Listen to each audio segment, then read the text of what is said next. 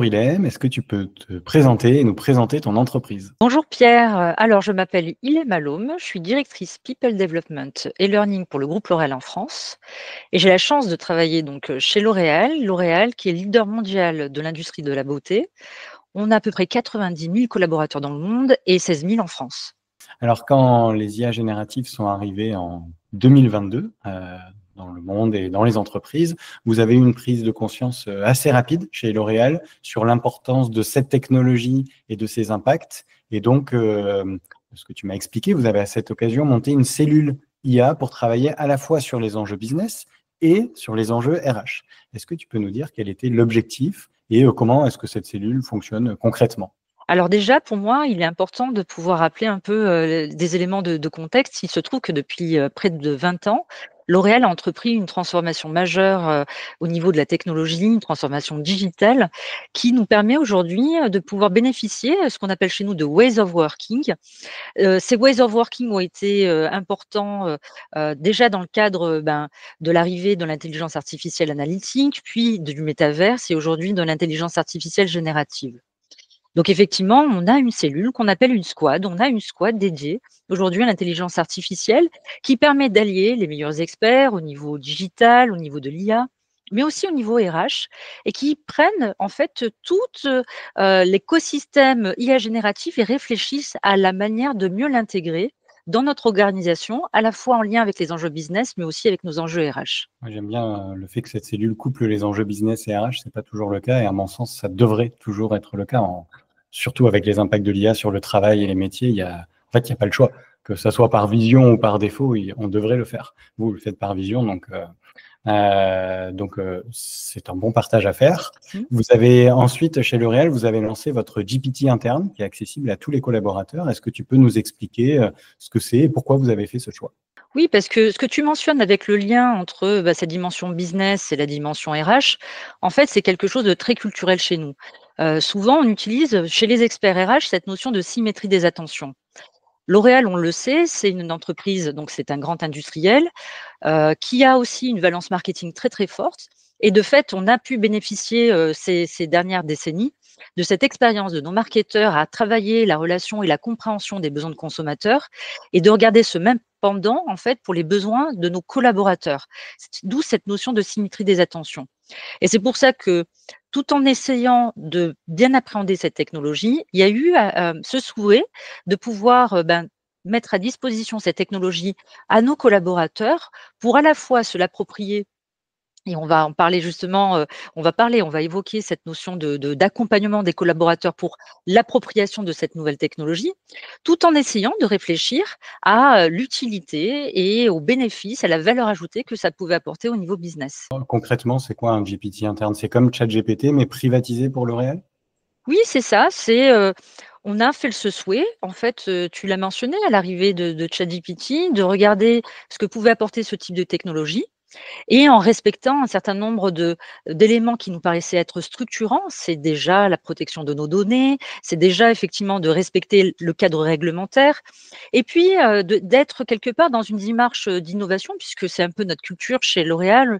On a un esprit entrepreneurial très fort, on aime innover et donc, en intégrant cette technologie en interne dans un cadre sécurisé, en fait, c'était la meilleure manière de pouvoir, justement trouver, différents cas d'usage et réfléchir vraiment à l'adoption, j'allais dire de manière généralisée au sein de notre écosystème. Donc effectivement, on a un L'Oréal GPT, qui a été lancé, l'année dernière, progressivement et ça, c'est peut-être une spécificité de L'Oréal. C'est que L'Oréal, tu vois, on démarre avec, toujours cette notion d'innovation, et de pilote et au fur et à mesure des retours d'expérience, lorsqu'on voit que la mayonnaise prend bien, qu'il y a des bénéfices, qu'on sait à peu près maîtriser ce type de technologie, eh bien, on généralise. Et alors, tu parlais d'accompagnement, parlons-en. Vous avez donc ensuite créé un module e-learning sur l'IA générative à destination, là aussi, de tous les collaborateurs. Il contient quoi ce module et à quels enjeux il répond? En fait, c'était important pour nous et puis effectivement, on a créé un e-learning. Vous le voyez là, le nom, GenAI for All. En fait, c'est, une démarche qu'on a, très naturellement chez L'Oréal, c'est notre besoin de pouvoir acculturer tous nos collaborateurs, peu importe leur filière professionnelle, leur catégorie socio-professionnelle et l'endroit du monde dans lequel ils sont, les acculturer avec, sur un certain nombre de nouveautés et sur un certain nombre de transformations. On a ce type de dispositif d'e-learning qui existait sur la transition écologique. On a adopté les mêmes choses au niveau de l'intelligence artificielle générative et je dirais même mieux, c'est qu'avant de faire intelligence artificielle générative, on avait fait ça pour la data, puisque les 2 thèmes sont liés pour nous. Oui. L'année dernière, on a fait, effectivement tout un format comme ça d'e-learning sur Data for All. Et une fois qu'on avait cette acculturation de nos collaborateurs sur le sujet de la data, de leur permettre de mieux appréhender ce sujet, en fait, c'était facile pour nous de réfléchir à un même dispositif pour leur permettre d'être acculturés sur la question de l'intelligence artificielle générative, d'où GenAI for All. Et alors, est-ce que tu peux nous en dire un peu plus sur comment il a été déployé auprès des équipes et quelles sont les prochaines étapes après ce module de sensibilisation? Eh bien déjà, ce qui est important pour moi de vous mentionner, c'est que c'est un peu la chance que nous avons chez L'Oréal, c'est que nous disposons d'un certain nombre d'universités qui travaillent sur des sujets qui sont très transverses et qui ont cette capacité de pouvoir créer des formats de pédagogiques à destination de tous les collaborateurs dans le monde. Donc en plusieurs langues, un format qui est très court, le e-learning dure 45 minutes. Et alors pour vous dire ça, l'université, peut-être que vous le voyez juste à côté, donc c'est l'université Data et Tech. On a cette chance d'avoir une équipe qui est dédiée justement sur ces sujets de data et tech et qui va créer comme ça, dans ce cadre, dans ce format, les opportunités de sensibiliser les collaborateurs à la fois sur qu'est-ce que c'est que l'intelligence artificielle générative, est-ce qu'il y a vraiment de l'intelligence en fait dans cette nouvelle technologie, qui va aussi démystifier un certain nombre de croyances autour de ça. C'est important parce que L'Oréal, comme toutes les entreprises, en fait, on a un écosystème perméable. On a tous été inondés par les médias, que ce soit par les réseaux sociaux ou par les journaux, d'informations autour de cette intelligence artificielle générative.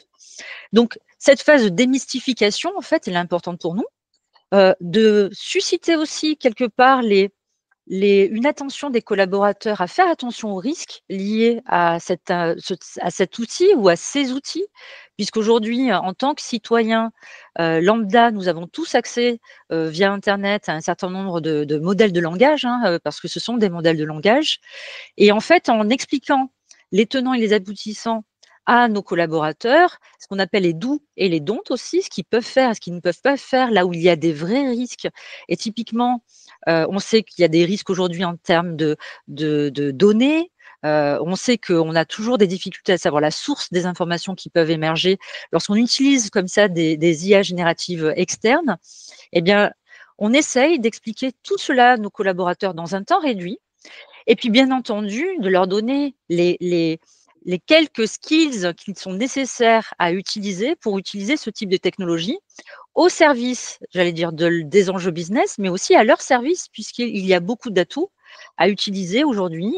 L'IA générative, comme on a utilisé précédemment, on est passé à la calculatrice ou à Internet, eh bien aujourd'hui, effectivement, l'IA générative, on est convaincu que ce sera un outil de travail qui va être vraiment indispensable dans les années à venir. Pour inciter à l'action et mettre vraiment les équipes en mouvement, vous avez aussi travaillé autour des prompts et notamment, alors vous avez ou vous allez lancer ce que vous appelez un prompt challenge. Tu peux nous en dire un tout petit peu plus et sur comment vous utiliserez le résultat de ce challenge? En tout cas, ce qui est sûr, c'est que ce qu'on sait, et ça c'est ce qu'on appelle chez nous un voyage d'apprentissage, c'est que nous devons entretenir justement à la fois un niveau de connaissance et susciter en tout cas l'envie de pouvoir apprendre sur ces questions d'IA générative.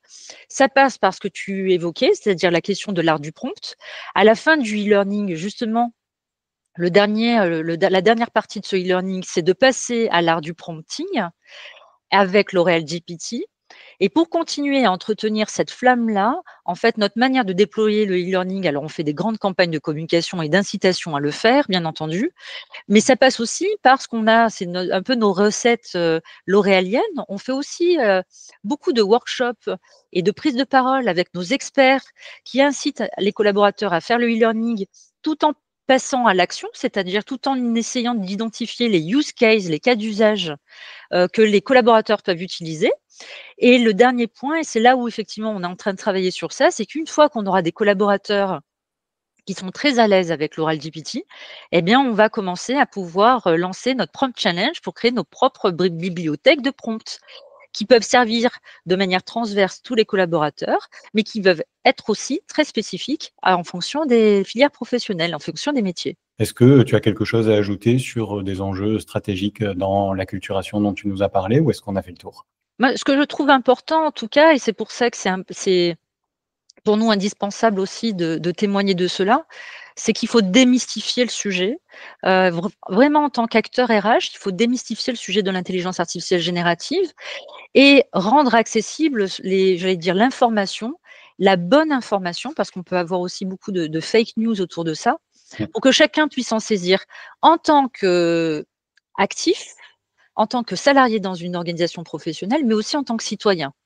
Plus on rentre dans ce type d'outils, plus on teste par soi-même, plus on apprend à faire des prompts, donc à l'art du questionnement de cette technologie, mieux on appréhende les réponses de cette technologie. Et on peut se rendre compte à la fois des hallucinations que la technologie dans ses réponses peut émettre, des biais que la technologie aussi, parce que je dis à chaque fois technologie, pas intelligence, hein, mais que cette technologie, lorsqu'on lui pose des questions, elle peut aussi avoir des biais qui sont liés à la source, hein, à la data que cet outil peut aller chercher, d'où cette importance aussi d'être acculturé aux questions de data. Pour moi, data et IA générative vont ensemble, hein, il faut vraiment acculturer sur ces 2 points. Mais gardez en tête que vraiment, c'est un sujet pour moi à la fois de responsabilité d'entreprise et de responsabilité sociétale. Est-ce que pour les RH qui nous écoutent, tu as un conseil pratique ou original pour toutes celles et ceux qui sont justement en train d'accompagner la transformation IA de l'entreprise tout en adaptant leur propre métier RH à l'IA? Oui, ce que je peux leur conseiller en tout cas, c'est déjà de pouvoir eux-mêmes, aller regarder, tout ce qui se dit autour de l'IA pour se créer son propre avis. Et surtout, là, vous avez vu beaucoup d'études qui pouvaient remettre en question les emplois, les compétences, prendre beaucoup de recul aussi par rapport à ça. On le sait, à chaque fois qu'il y a eu une nouvelle technologie, il y a eu, une vague de communication, d'analyse, d'études qui ont été faites.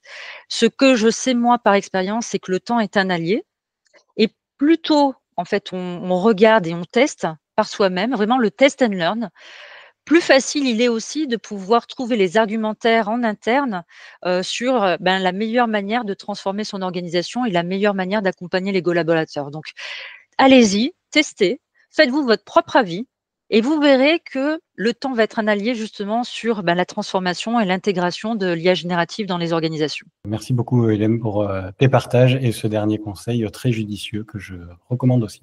Voilà. Merci beaucoup.